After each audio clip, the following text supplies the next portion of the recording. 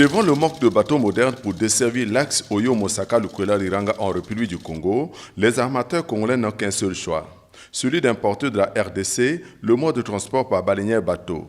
Il s'agit des embarcations de fortune dotées de cabines de pilotage et équipées de moteurs diesel en Z, estampillés Dongjong ou Dagadaka en jargon des navigateurs.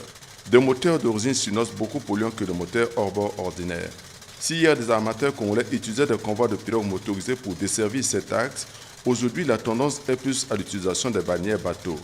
Ces baleinières bateaux qui rejettent des quantités importantes de gaz carbonique tout le long du parcours et qui donnent l'impression d'une embarcation qui se brûle ne cessent d'attirer nombre de voyageurs sur le fleuve Congo. On a les convois aussi, des petites pirogues là qu'on met les moteurs.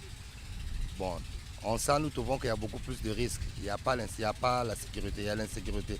En ce temps, si vous voyez qu'il y a pas le mauvais temps, il y a les pluies, il y a les gros vents, donc on préfère prendre la barrière là où on est un peu stable. Il suffit seulement de se mettre au port de Liranga pour constater que chaque jour, ce sont des dizaines de convois de Dagadaka qui remontent ou redescendent le fleuve en lieu et place de bateaux presque existants sur tout le fleuve.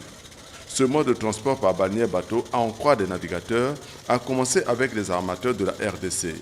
Chemin faisant, la technique a gagné le Congo-Brazzaville par-delà toute épine dorsale du bassin versant du Congo. Malgré cette impression d'une embarcation qui se brûle, la vie a tout son sens à bord. Il y a de l'ambiance dans la baleinière. Nous avons même les congélateurs à bord chargés de poulets. Il y a aussi la boisson à vendre. Tu peux même acheter le poisson auprès des pêcheurs, le préparer et manger. En tout cas, on mange bien. Deuxième poumon écologique mondial après celui de l'Amazone, le fleuve Congo risquera de devenir, si l'on y prend garde, le deuxième poumon de pollution de la nature au regard des quantités de dioxyde de carbone rejetées par ce moteur diesel d'origine chinoise et des huiles qu'il déverse dans l'eau.